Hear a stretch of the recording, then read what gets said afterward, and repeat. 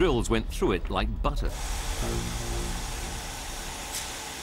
Could it be that the concrete was badly mixed in the first place, undermining the strength of the building?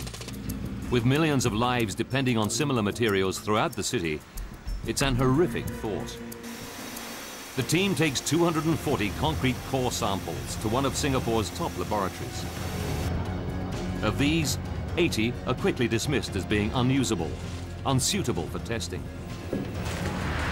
The scientists examine the remaining 160 cores to see whether the correct ratio of sand, stones and cement was used. Then they perform concrete strength tests on them.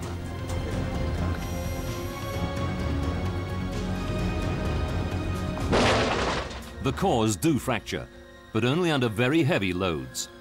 The materials they test meet internationally accepted safety standards.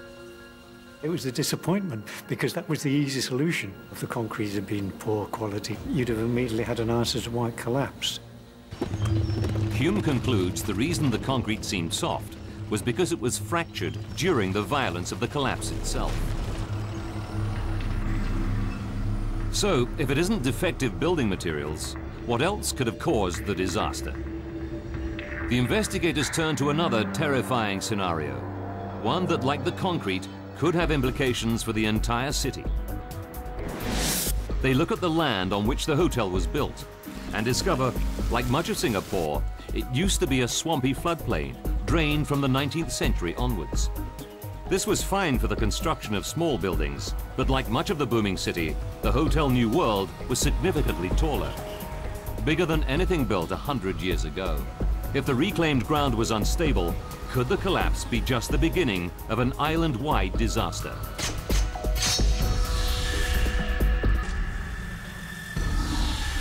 The first step is for the investigators to examine the surviving basement walls.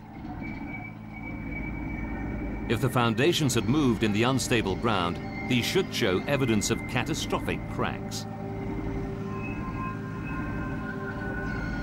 Intriguingly, they find nothing. To make sure, they analyze the composition of the soil.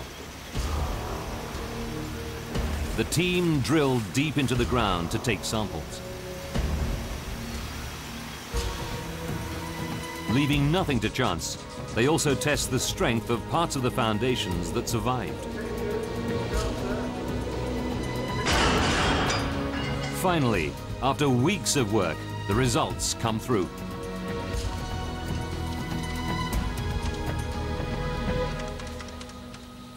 Although there was evidence of some small ground movements, the team is forced to conclude that it was not enough to have brought down the building.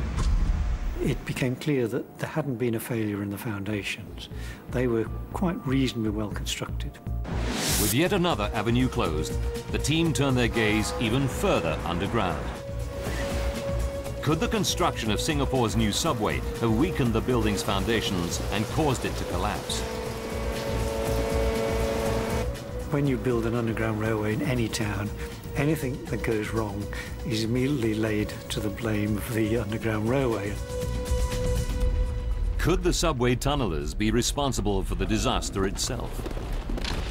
It was a bit of a kick in the teeth to us, really, yeah.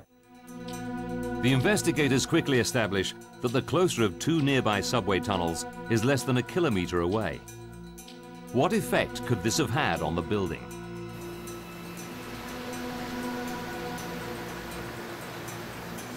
Subway tunnels have collapsed before. Just a year earlier in South Korea, this building fell into one.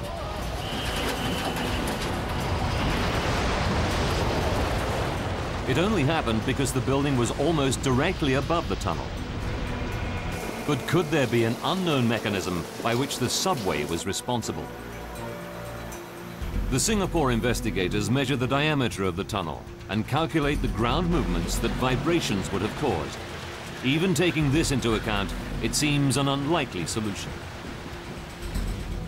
Professor Jonathan Wood is a world expert who studied the dynamics of building collapses for over 20 years. If you are within 2 diameters of the tunnel, you can expect quite an effect. Here they were hundreds of yards away. The team concludes that the subway tunnels were simply not close enough to have been responsible for the collapse. Tommy and the tunnellers are in the clear. We knew it was something that happened, a freak accident, and that's exactly what it was. It's now clear that the collapse of the Hotel New World has not been caused by an explosion, by shoddy construction, by swampland, or by subway tunneling. But buildings don't just collapse. It's like a murder investigation. You must find who is responsible. The investigators know they must be missing a vital piece of evidence. It soon arrives from a very unlikely source. The nightclub. The police interview the women who were working in the first floor club the night before the collapse. The nightclub hostess tells them how, as she was setting up the bar, a pillar on the dance floor cracked. The investigators consult the building plans, which show this is column 26 out of a total of 36. They know that a failure of one supporting pillar should not have brought the entire building crashing down.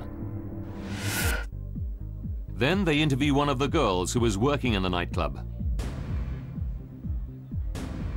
She tells them how she was checking her makeup in the dressing room when the mirror shattered. The mirror was attached to another support pillar, column 32. The investigators now know that a second pillar was close to failure.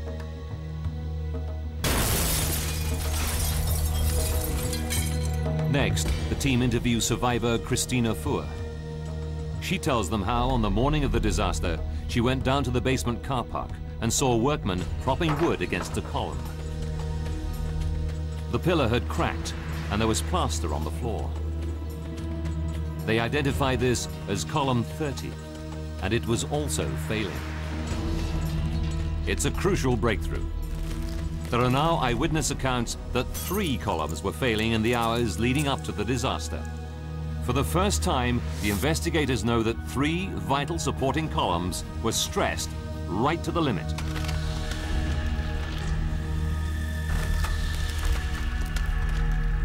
There had to be something very badly wrong with the building, but what could it be?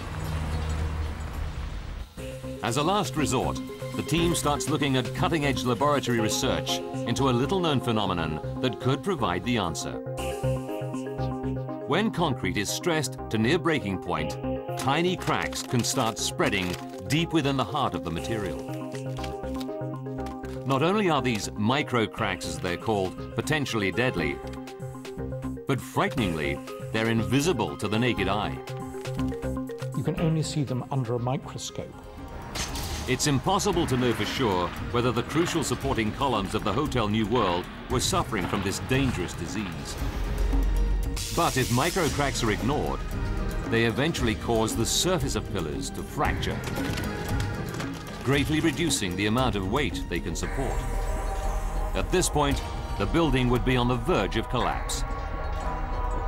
If the team is correct, like woodworm eating away timber from within, micro-cracking would have weakened the concrete columns in the building until they were effectively rotten.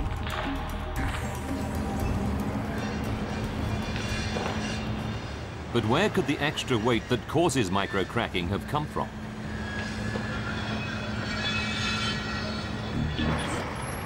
As the site is being cleared, the investigators see massively heavy objects being pulled from the rubble.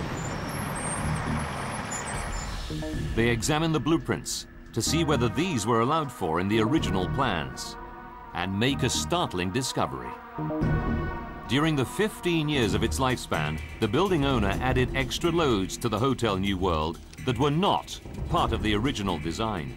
The team learns that in 1975, the bank built a steel-reinforced strongroom weighing 22 tons on the ground floor.